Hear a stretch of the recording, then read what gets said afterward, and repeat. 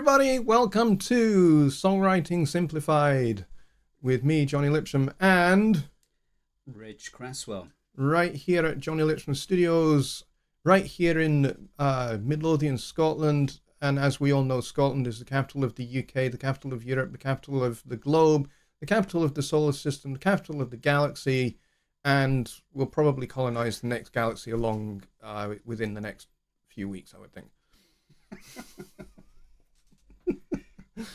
I have to keep that one going. Yeah, it's the law. It's the law. It's the way I do intros. I don't know why I started it, but it is kind of, it is just it. But What's your thing? I'm proudly Scottish. You might have noticed. I'm not. So I am very excited to have Rich here. We had wanted to do this a wee while back, and for a variety of reasons, we were just not able to do so. But very glad to have you here. Yeah, it's really good actually. It's been pretty neato this afternoon. It's been a long weekend for me, but yeah, it's good to be here finally and relaxed and got a Guinness. He's got Guinness. I got the best Italian beer that you can buy. Other Italian beers are available. Yeah. Sludge. Shalom. May peace be with you throughout your years. And also with you. How Anglican of me. So tonight we're going to talk composing, broadly speaking, and we're going to talk about getting into composing. We're going to talk about what we think about as composers when we're not drinking Italian beer and Guinness. And we're also going to just talk about composers and compositions that have drawn us into getting involved in it as well. And hopefully there'll be plenty of stuff for you guys to chew over, to mull over, and other cliches. And you can also ask your questions, of course, in the chat. And you guys are talking about turning up the mic, which I can't do because I can't get the mic. Can I get the mic any closer without it falling over? I'm not sure I can. Do I need to talk louder, Kyle? Or is Jonny okay? I can increase the gain in OBS a wee bit. That can easily be done. That's not what I wanted to click on. Let's see. Advanced audio properties. See, Michael's still banging on about yellow buses. Let's crank that up a little bit. There we go. That's plenty. All right. So how's that now? Is that better? I will talk louder. There we go. Okay. Mike says, your shirt confirms that a bus should be yellow. That's funny. All right, there we go. So, Rich, you're being instructed to talk louder. Louder! Ambient Dave says you need a lapel mic. Yeah, if I had lapel mics, that's exactly what we'd have gone for. But we don't. All I have here is the Rode NT1A, and I do actually have other mics, but... Which is clearly a cheaper option than a lapel mic from Amazon. Yes. Other Australian microphone manufacturers are available, and they actually spell their names correctly, those ones, other than Rode. Yeah, so composing. What got you down this particular, can we call this a rabbit warren? Or it's definitely a warren. It's not just like a regular hole. Yeah, it's more a warren, isn't it? Yeah. So for those who are not familiar, a warren is a little den that rabbits live in with lots of holes, and yeah, that's definitely what it is. Not to be confused with a certain Hewitt. Yeah. So yeah, it's accidental, and I think often we fall into jobs accidentally and kind of fall in love with them, and that's always a great thing. I know that when we're all sort of talking with each other about music, it's really nice to sort of envisage putting in lots of effort and then getting a job out of it. But that doesn't always happen. There's always an element of luck with things.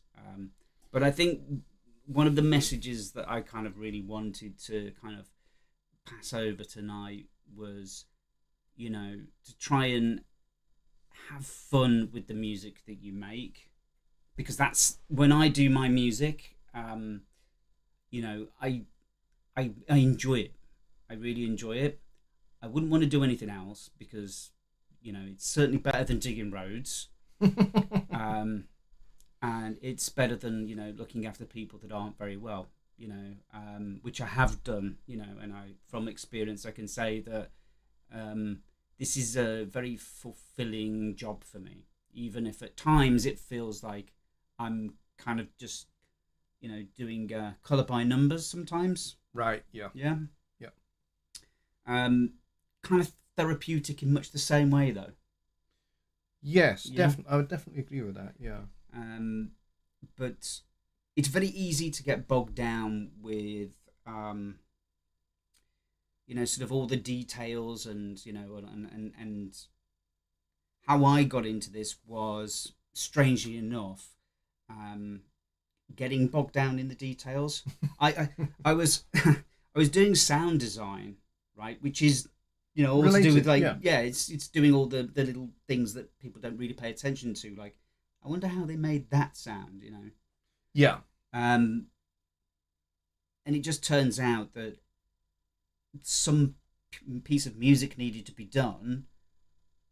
Is it possible that you could probably do this? Because I've heard some of your little side projects that you do, and you get a job and your name gets passed around, and you get another job, and you get another job. But I would definitely say the biggest thing that helped me kind of like sustain it and really like getting your foot in the door is one thing, but actually like getting work is being willing to do things, for people. And I'm not talking to keep minds off dirty things. Because there was a sound design aspect that I was quite good at. That's the one thing that I know that I'm quite good at. You wouldn't think it, but there's lots of people out there in the music industry world that don't know how to use synthesizers to create cool sounds, or don't know how to do Foley. Yeah. They know how to write music, and they know how to orchestrate, and they know how to write cue sheets and briefs, but they don't know how to make all of these cool sounds that you might hear in things like EDM, for example. Yeah. Right? Yeah. And what it comes down to is just having like a bit of a skill set that it makes you a little bit unique. So when someone comes to you and says, "Can you do this?" you can confidently say, "Yes, I can." Yeah. And it will be as good, if not better, than anybody else. Yeah. And that's something that I think you need to have as a prerequisite, for sure. Yeah, and also having that tiny bit of willingness to prostitute yourself musically. Well, I mean, I'm not saying that you need to be. Yeah, I mean, yeah, but in sort of typical British fashion, you don't need to be standing there on the street corner with your ass in the air. You need to have some,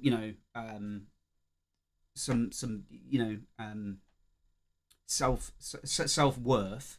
Yeah. You definitely do.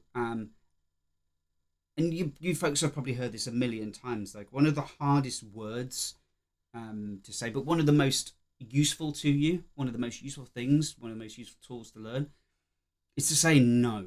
Definitely. More often. Say no more often. Can you do this for, it's just a quick thing, right?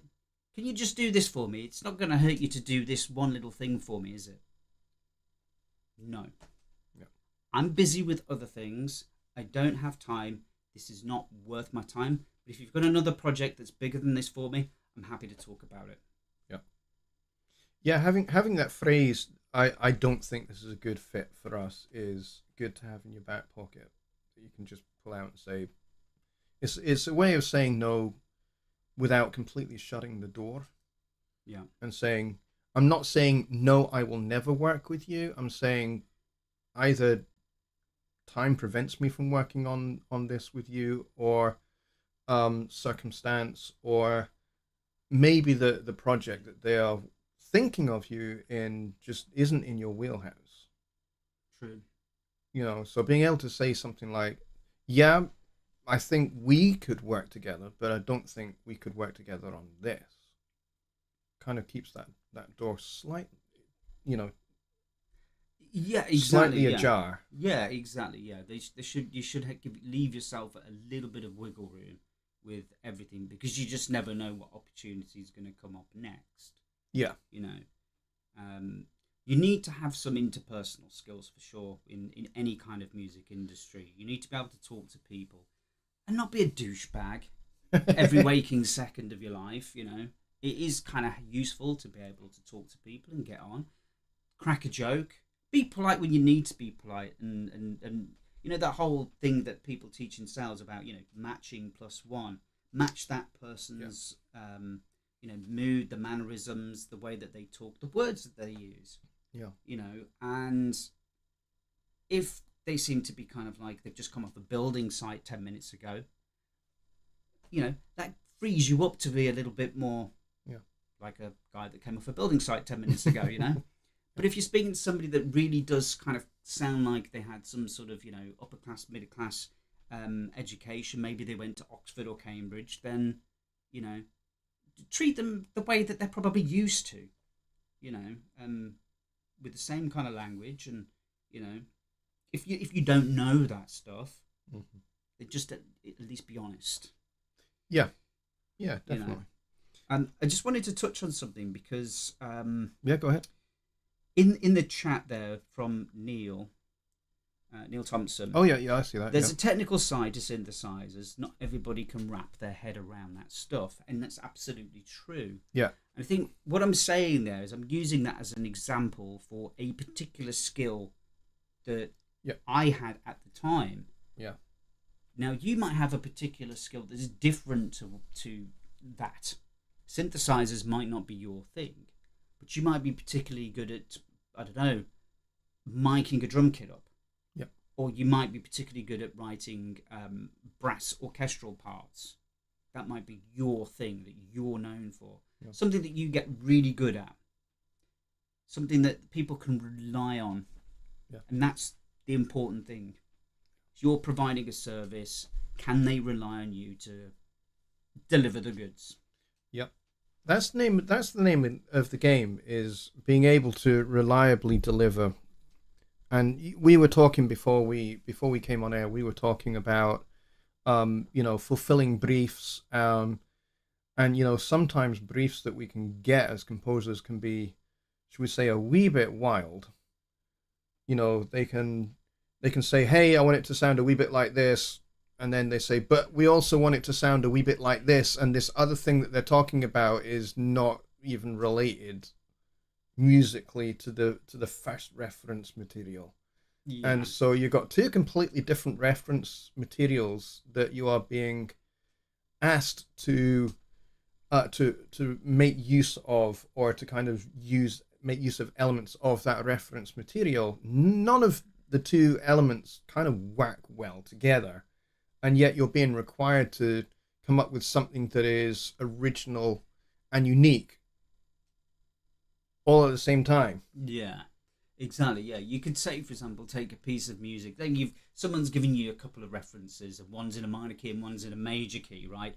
Everybody knows, just on the fundamentals, that's a real clash. Yeah. Okay, it's very difficult to make them work unless you borrow bits from it. So you've got to have that conversation with the person that's provided the reference material.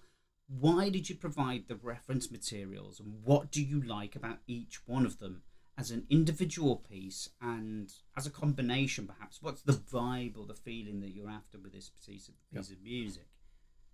And I think, again, that's all well and good, but what is the music being used for? Because you might not need to be talking about a vibe or a feeling. It could be you need elements of this piece of music for a BMW advert or something like that, right? So Yep. the music's probably going to be kind of like visceral. It's Yep. probably going to be sort of related to performance vehicles, super fast, really luxurious. Dare I say it? Masculine. Um, you know what's the vision of the director, the person that wants this music done? What are they after? Now it's not likely that you would ever do something for BMW, because they would usually just source that music from stuff that's already been created. Yeah, like library material. Yeah, I mean they've used the Prodigy before, for example. Oh yeah, yeah, Yeah, yeah, and they've used Left Field yeah. before. But if you're in that position, these are the types of things that you need to sort of be asking the questions about. Um, Yep. Not every single piece of work that you do within sort of like the media industry, whether that's you doing adverts, trailers, you're doing work for library music, is gonna require the exact same conversation. That's down to you and your knowledge and your sort of interpersonal skills with the person that's giving you the opportunity.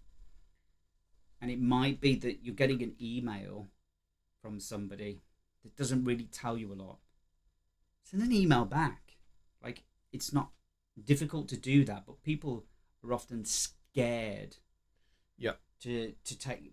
People want you to ask questions. Yeah. They do, because that means that you care about the product that you're trying to sell to them, rather than you getting an email from somebody saying, hey, we want you to make a fun piece of music for a kids entertainment show that's going to air between the 6-week holidays when the kids are off, and that's all the information they give you. The kids, 6-week holidays, entertainment show. What age are the kids? Yep. Is it geared towards boys and girls? Yep. Or just girls, or just boys? Is it geared towards the adults as well, to watch with the children? Is the reference material that you can listen to? Is there anything that's important to it, such as, has a theme tune already been developed? Is there a specific instrument that you would like being played with this? Does it need to be happy? Because it could be a program about safety. It could be a program about learning. It could be a program about relationships. It could be anything. Yep. And if you second guess everything based on that one email, you will never get the job. No, because the chances of you actually getting it right and being able to fill in those gaps is it's just you're not going to do it.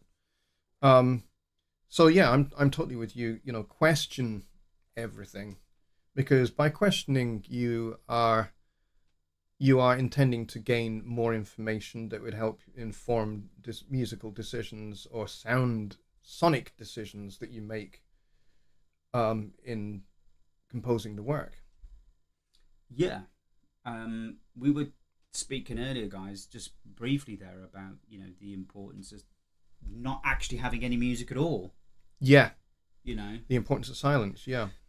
And it's for those of you. I probably don't need to mention, obviously the importance of this part of the movie, but in the film Interstellar, where there's a hull breach and the vacuum basically takes over. At that point, there's dead silence. You can't hear anything, and it's unnerving. Yeah, it serves a purpose, and when the sound does come back, it's actually quite deafening. Now, it's not. It's because you've got so used to the contrast, the contrast between having no sound and then having the sound come back.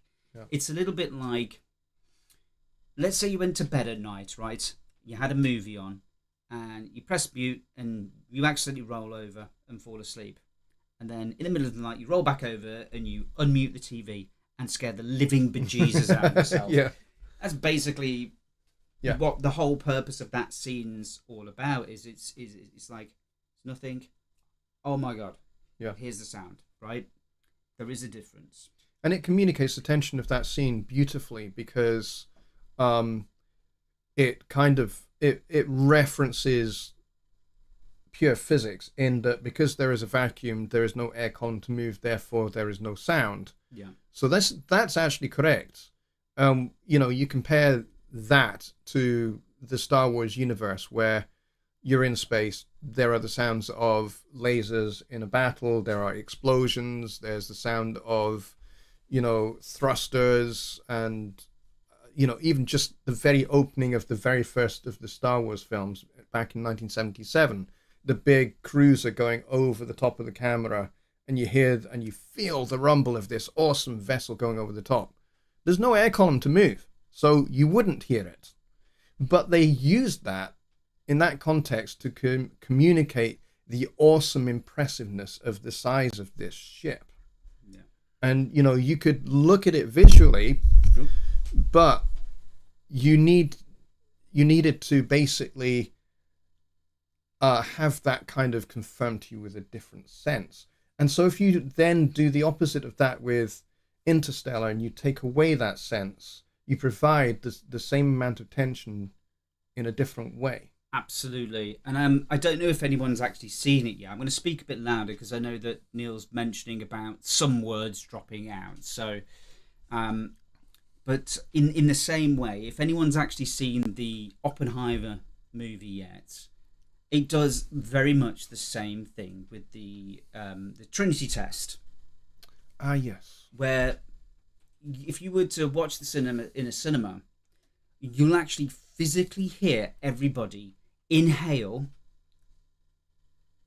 and you won't hear anything else until the sound's restored. And I won't spoil it for those that haven't seen it, but it's recommended that you go and experience it in the cinema. But the same trick is being played here with the complete build-up of tension by providing no sound to the release of that tension, with all of the sound effects, all of the music, all of the dialogue, and that stuff's important. Silence is super important. Yeah, definitely. And there are other examples we could cite. For example, we could cite the fact that the Michael Kamen score for Band of Brothers. Yes. A lot of the combat scenes, in fact, I think pretty much all of the combat scenes have no music in them whatsoever. There's very little. It tends to come as with the release of the tension thing we were talking about before, where stuff's actually starting to relax and things are getting back to normal, or something's about to happen. Yeah. And I really like the fact that there's no music in the combat scenes in Band of Brothers, because you get the sense of tension from the sense of realism. The sound design is fantastic because you hear all the bullet strikes, you hear the bullets whizzing past. So there's a real sense of the features of combat that are brought to the foreground, whereas maybe in other combat scenes they're maybe more a little suppressed into the background. I'm just looking at the comments here because I can see Bob there mentioning about silence being called a rest. And I suppose traditionally, yes, that might be that might be the case. But in the instance of, say, for example, Band of Brothers, the sound effects create the atmosphere, and the sound is there to sort of fill in the bits where they're or to either release the tension or set a scene, but I wouldn't call those elements where there's no music a rest, because these periods where there's no sound, you're probably the most engaged. It's active silence. Exactly. Yep. You are on the edge of your seat. Something is about to happen. It could be, the scene in Interstellar that we mentioned. It could be Oppenheimer. It could be a horror film. Yeah. Jump scares. Yeah. Jump scares, they're pretty common. And the fact that you can't hear anything doesn't mean there's nothing happening. Your brain is going, 10 to the dozen in that moment, Yep. So, yes, I suppose traditionally you could call it a rest, but I still wouldn't in most circumstances. Yeah. Yeah, absolutely. I think, sound and silence and the contrast thereof is as important as the contrast between major and minor, and between, dark sounds and lighter sounds. Yeah. There is sound, there is no sound. It's like, yeah. And I think silence is just as musical, and we're not even talking about John Cage at this point. Yeah. For those that know. Yeah. I've just realized I completely forgot. We kind of just went straight into it, and I did not talk about who came in the chat first. So that's shame on me. Sorry about that, guys, because that's something I normally do right at the start. Billy Morgan was the first person in the door, as he usually is, and he's usually about 2 or 3 hours ahead of time, because he's super duper diligent. I wish all of my students were that diligent. Mike Johnson is here. John Hawk is here. Ron Figura is here. Kevin from Kevin's Guitar Studios is here. Bob McGraw is also here, asking some pretty good questions. Just Bob is here as well, who is going to watch this on replay, so we'll name check you now. Hello, Bob. And Don Oliver is here. The W5 family are also here. And Ambient Dave is here as well. And Papa Raptor Music is also here. Chris Mrakner, I one day will get that last name. I haven't nailed it yet, but I'll get it. And we got Paul Morgan here as well. Gardner99, who is fast becoming a regular here. I'm glad to have you here, Gardner. And Peter Brooks is here as well. Neil Thompson is here. Thanks for your help with getting the sound. I hope it's sounding a wee bit better now. I've turned it up a wee bit, and I've also reduced some of the expander, because we do have an expander on so that we lose some of the room tone. And I've dialed that back a wee bit.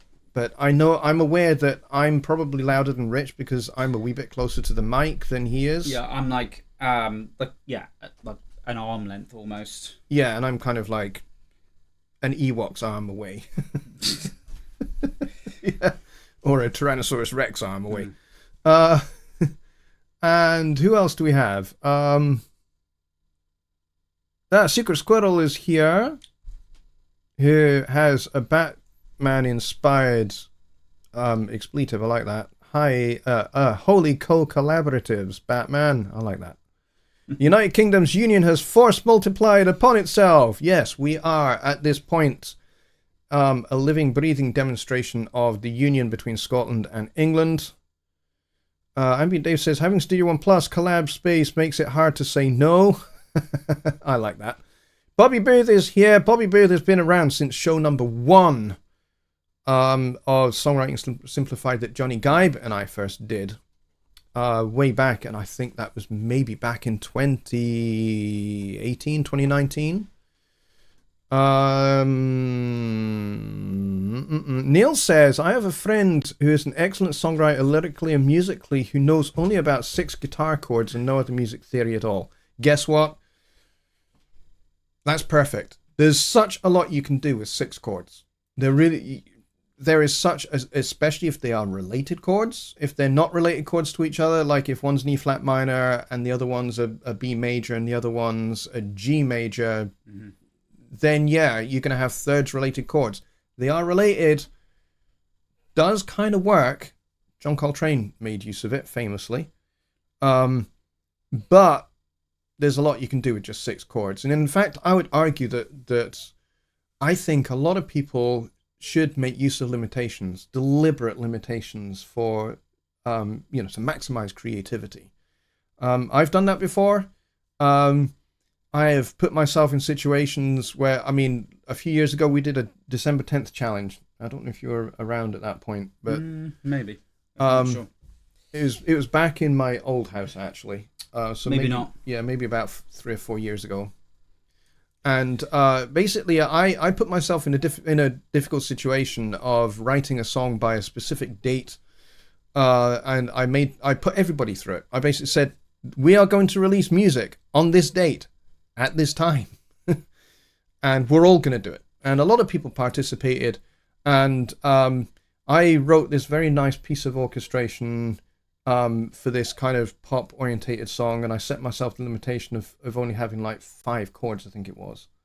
Yeah, but that's good, because if you think about it, yeah, like how many times have you, and I'm saying you, like the royal we, or whatever, but like how many times do you think that people have started a song, okay, and they've come up with, the best chord progression ever. Yeah. Okay. And they've used, really elaborate chords. And it might sound amazing, right? Yeah. And then you've got to build a song from that.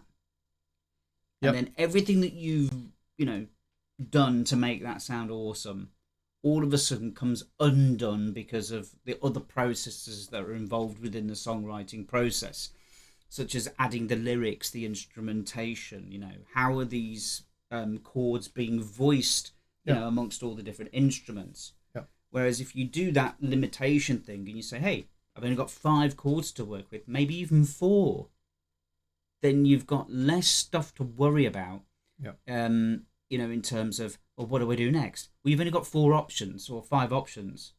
So everything else is going to be down to all of the other stuff that actually might be just as, if not more important, perhaps. Yeah, I totally agree with that. And what I personally ended up with, I know a lot of people actually did much better songs than I did. I ended up with everything sounding great apart from the vocal. The vocal sucked because I basically didn't write the melody until the day that I went into recording the vocal. And it was just bad. But I said to everybody, we will publish our works. So I put mine up on SoundCloud. It's up there on my SoundCloud now, and it's called Faces and Places. The lyrics are terrible. The melody's worse. But the orchestral and rhythm section arrangement's actually quite pretty. Yeah. And it's okay to have songs or things that you do that don't turn out well. Yeah. As long as you're prepared to stand by them. And that takes some balls. Yeah. Just to say, hey, I know it sucks, but I did it anyway. And it's up on SoundCloud. And, and yeah, absolutely. Go for it. Go and play it. Get some not views, listens. Listens, yeah. Go get some listens for me on SoundCloud. And actually leave a comment on there as well. And let me know what you think of it. Personally, I don't like it, but I put it out there because, I think it's important as a composer, as an artist, to have integrity and to stand by what you do. I've got a point on that. Oh yeah, go ahead. Yeah. So if you're ever interested in getting into writing music for movies, for film trailers, libraries, all of that kind of stuff, and you decide that you want to put together a little portfolio, do not put your best music in that portfolio. If you know that the best music that you put in that portfolio was really, really difficult for you to get to, okay? Because when you're under the cosh and under pressure, reproducing that work is going to be 10 times harder than it was the first time you did it, when it was difficult then, and you're going to end up in trouble. Yeah. I think that's extremely sound advice. Yeah. I mean, and I have done that, but I do have a portfolio. It's not publicly available, but I do have a portfolio that I put out because when I'm doing film work, I pretty much exclusively work with university students. That's right, yeah. So university students, they don't have a whole bunch of money. And so, in fact, they're lucky if they can afford a tin of Tesco Blue Stripe baked beans. So I'm happy to work with them for beans. Beans are good. Good for your heart. The more you eat. Just don't stay in a small enclosed space for too terribly long after. But so I work mostly exclusively with film students. They don't have a whole lot of money, so for me, the thing that I need to be able to give them is some idea of what I can do, and what I can do with their resources and their budget constraints, because they're working on a shoestring budget, so as for their films, and they're only like 5 or 6 minutes long. Yeah, so, but there's a couple of things that you add to that. Is you add a little bit of validity to their work, mm-hmm. and and I mean that from the sense of, if they hadn't have had, some form of music or ambience or whatever it might be that they require to tell the story, yep. If they didn't have that, it might not carry across the same way. Yep. It could actually get misinterpreted, because the music can steer you in the direction or mislead you depending on what your intention is, Yeah. Yeah, and being able to work closely with producers and directors, and those are the people that will keep you right. Yeah. When you're working on something for media, for like TV, film, video games, right? It's the same thing kind of stands up in video games, right? Yeah, I mean, obviously with video games, it depends on, if you're working with, a company under a larger umbrella, shall we say. They're generally sort of left to their own devices, but obviously there's still, rules and stuff. Yeah. But yeah, it's much the same. It's much the same. Yes, the process is different, but, most people look at music or sound in much the same way. Yeah. Yeah, I think that's excellent as well. So I think we've got a few questions here that we can probably duck into. We've got about 20 minutes left. Brett says it sounds good. Okay, so I think we've nailed this now. I think we've got the sound. So Eddie X is new to the show. Hello, Eddie. Good to see you. And Eddie says, transitioning from a chord pattern, chord sequence to another, like verse to chorus or verse to pre-chorus, etc. Are there any rules to lean towards? It's a good question. You want to go first on that one? I mean, at the end of the day, I mean, if there's a verse to a pre-chorus and then obviously the chorus, why is it there? Yep. Okay. If there's a reason for it to be there, then obviously follow what sounds good. Like, don't think to yourself, hey, I've got this, major seventh chord here, and I need to go to, a minor fifth or something. Yeah. Why are you thinking of that? Yeah. Why are you thinking like this? Like, if what the next chord or the next note that's played sounds good in context with your vision for the song, then it's right. Yeah. There's no need to be getting bogged down in I mean, I know this is Songwriting Simplified, so I'm trying to simplify it from the point of view of somebody that makes, money from music, makes a living, who has a good enough knowledge to get by, but doesn't actually give a monkeys about getting complicated and contextual about the intricacies of every single chord pattern formation that ever existed. None of us are Beethoven. None of us are Mozart. We're just regular Joes getting by. Yeah. Making good music. And if it sounds good, it sounds good. That's it. Yeah. 100% agree with that. I've talked about my background quite a bit. I have an undergraduate degree in composition, and I have a postgraduate degree in music education. specializing in musicology. So I kind of went down the studying all the nomenclature and stuff that most people just find utterly dry, sterile, and boring. I went and studied all of that. So I kind of went and studied things like 14th century lute music. Lute is a precursor to the guitar. So I studied that music. I studied madrigals from that period.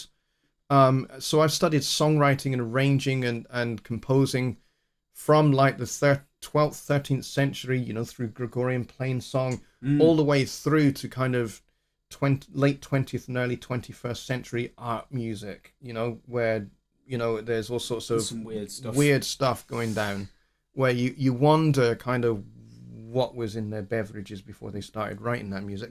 Yeah. Although you could argue some of that about the plain song as well. But to be honest, what was John Bird smoking when he wrote summer is a coming in? Mushrooms, they're magic. Especially with that spelling for coming. But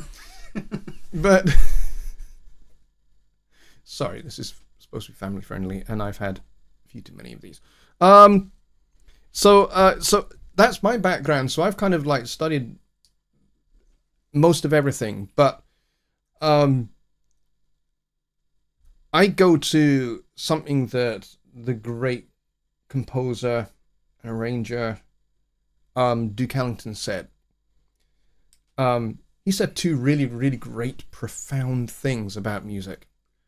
First thing, if it sounds right, it is right. Even if it does not follow any rules or conventions from a music theory standpoint, if it sounds right to your ears and you're able to communicate that rightness to your listener, then it is right. If your listener understands the intent, then it's right. And nobody can argue that it's not. They can take the musicological semantics of it and go and pull that to pieces.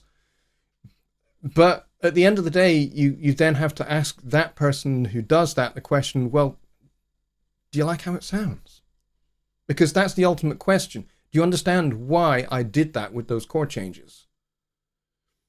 Because that's what we're seeking to do as composers. Whether we're working with media or whether we are looking for our works to be performed by orchestras or bands or big bands or jazz orchestras or whatever.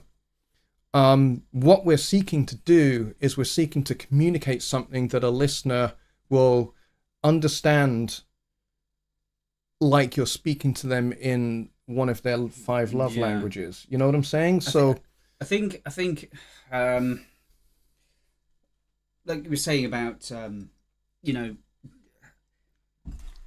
with, I think it's one of the big things I think that people don't understand with complex symphonic music that you might hear in trailers.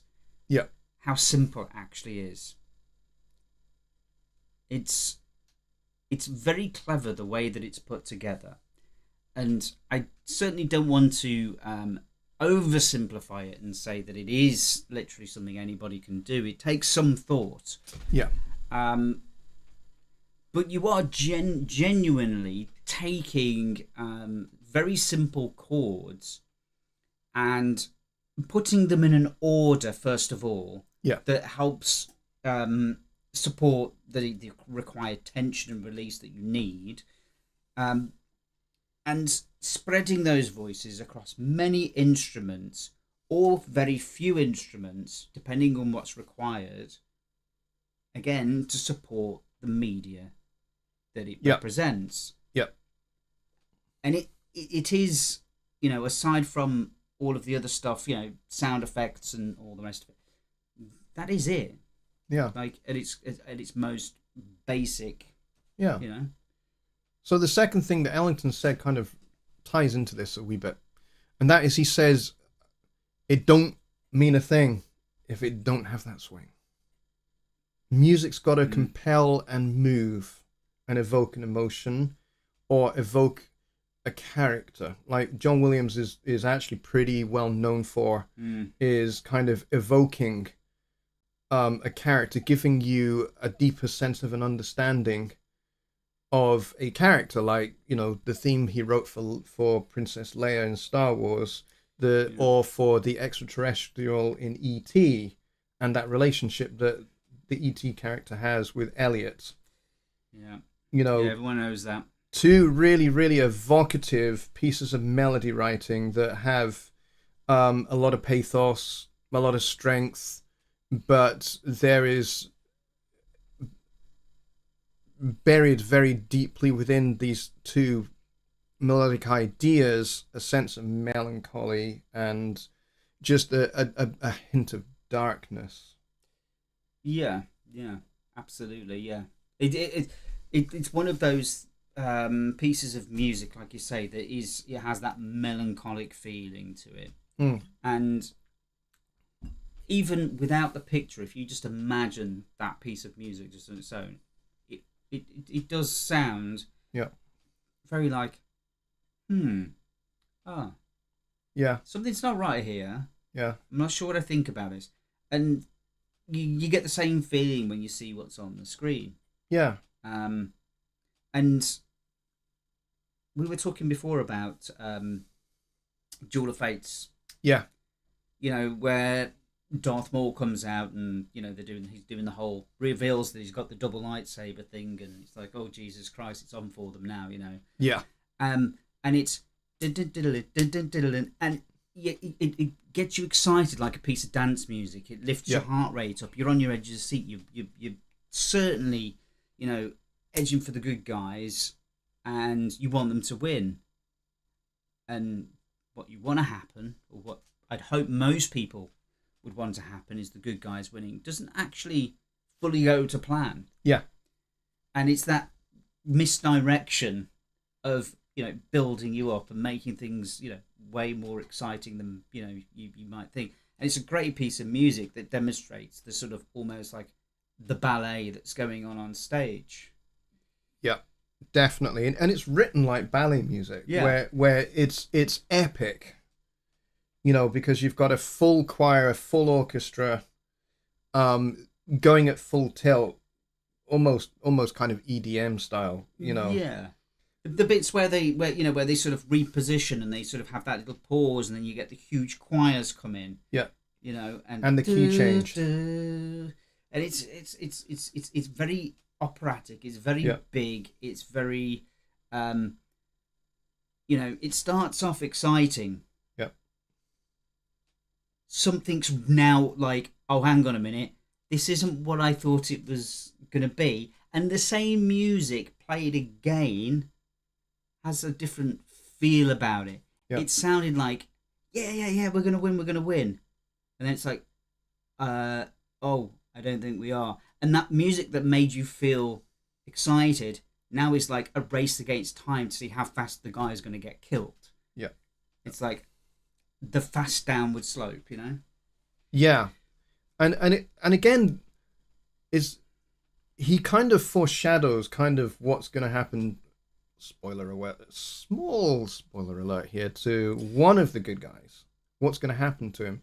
Because throughout that first section of the Duel of the Fates, you've got that 1 major to 4 minor chord. Yes. Which is like if you ever want to evoke melancholy, a hint of sadness, you've got to have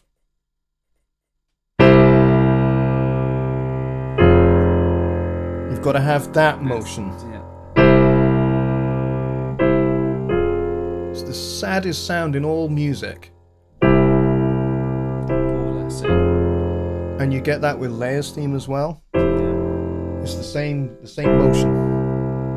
You know, except it's in the minor key, isn't it? And it goes to the major.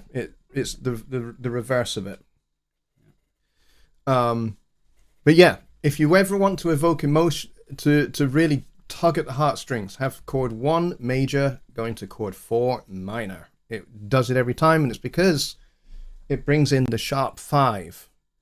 Because basically you're turning the major scale from this to to this.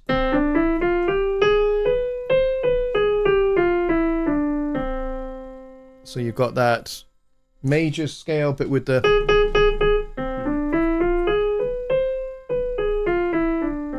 It's a strange little scale, but it gives it just that hint of darkness. Just reading Neil's message here. Yep. Newly in a band and learning guitar and bass parts for an artist pre-recorded original music, and I encountered an interesting guitar chord, and I wonder if it has a name. Okay, and the let's see, we've got D, A, C sharp, and E.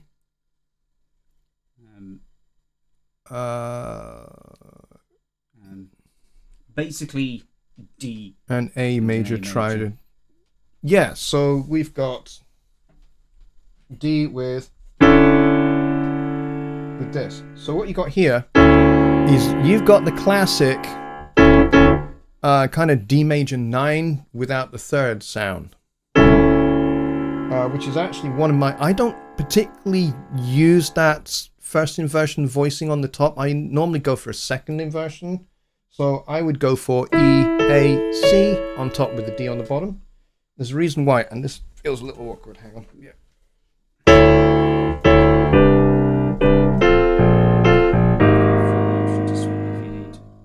Thank you.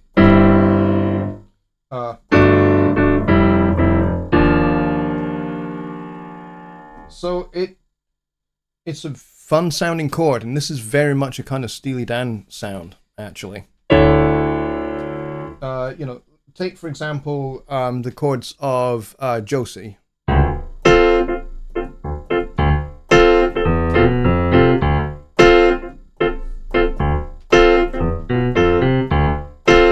Which is all on a D minor chord. But then you get this.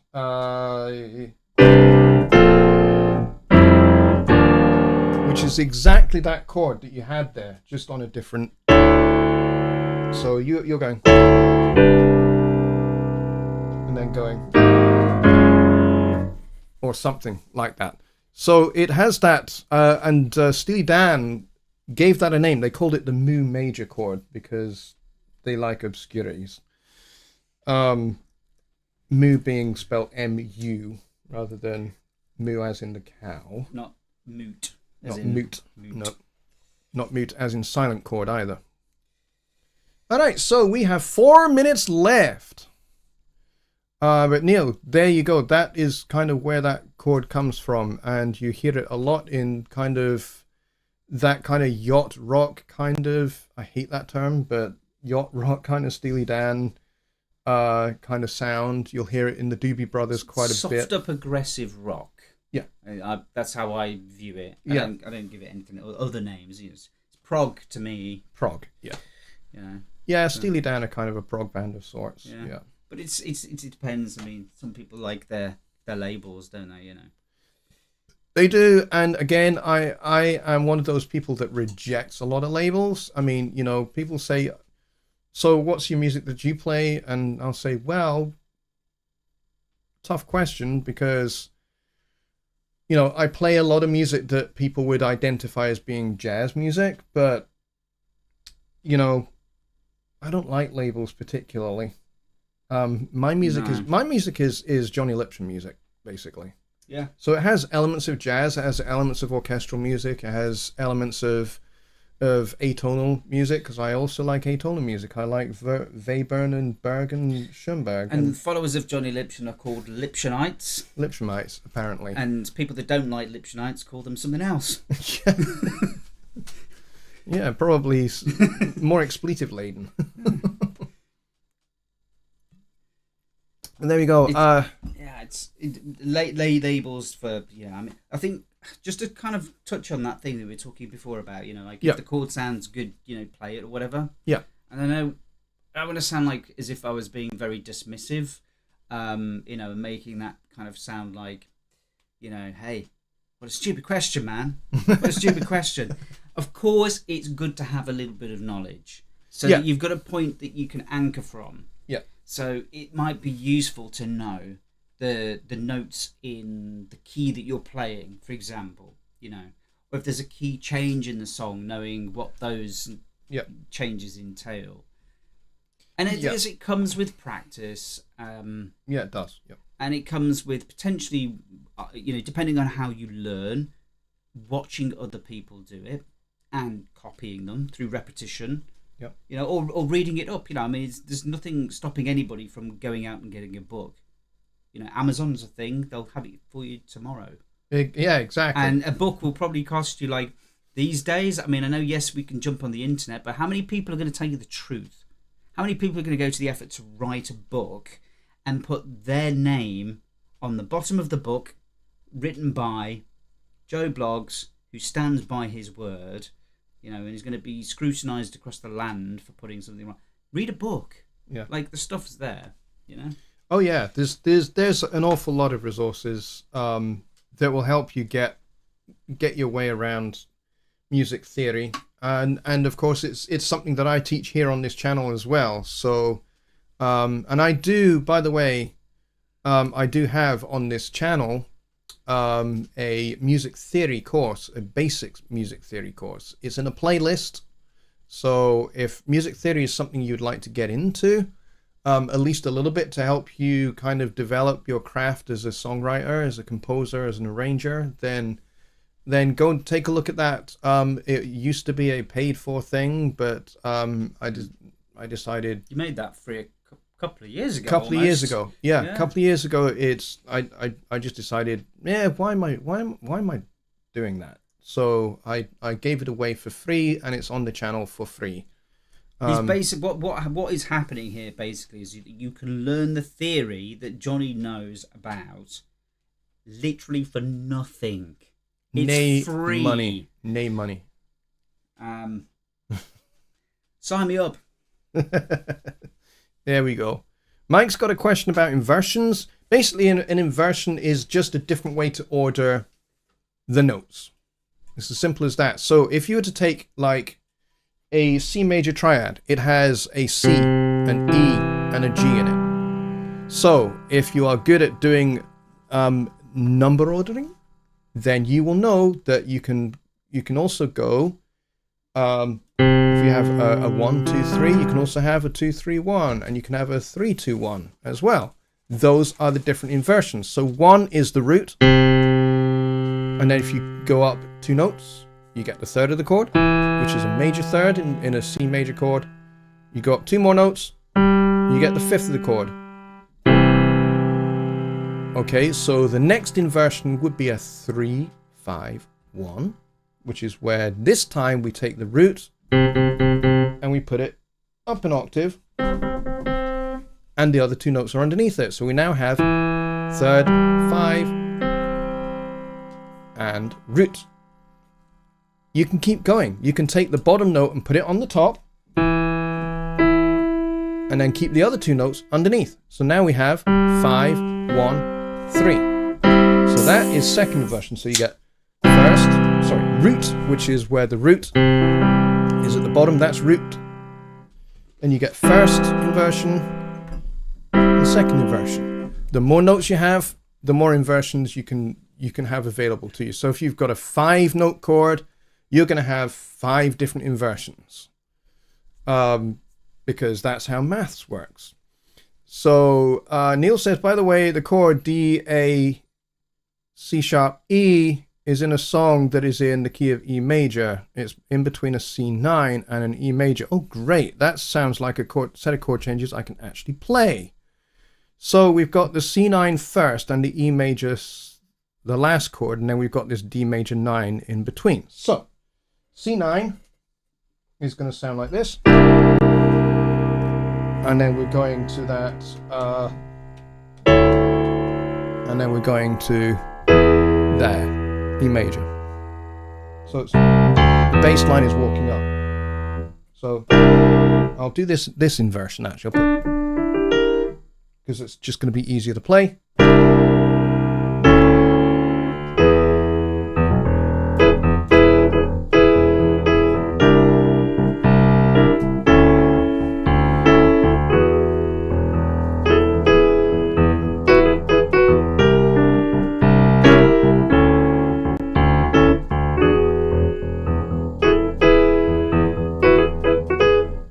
There you go.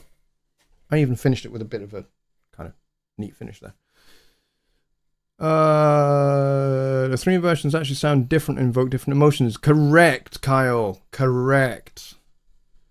With music theory being such a broad topic, is there any chance you may break into key categories down for us, as many times some of us don't have verbiage to ask questions? Yes, that is all inside my music theory course, which is, as I said, in a playlist on this channel. So you can go and dive into that, and it's basic, it's beginner level. I may, at some future point, put out for free my intermediate course as well. Basically, everything on this channel is free. Yeah. You don't have to pay a cent or a penny or a pfennig or a farthing or anything else to get this stuff. I just put it out for free because I like doing it and because I like being generous with what I know, so that you guys can go and make the best music you've ever made in your life. I think what's important is that when, obviously the beginner course was, provided for free.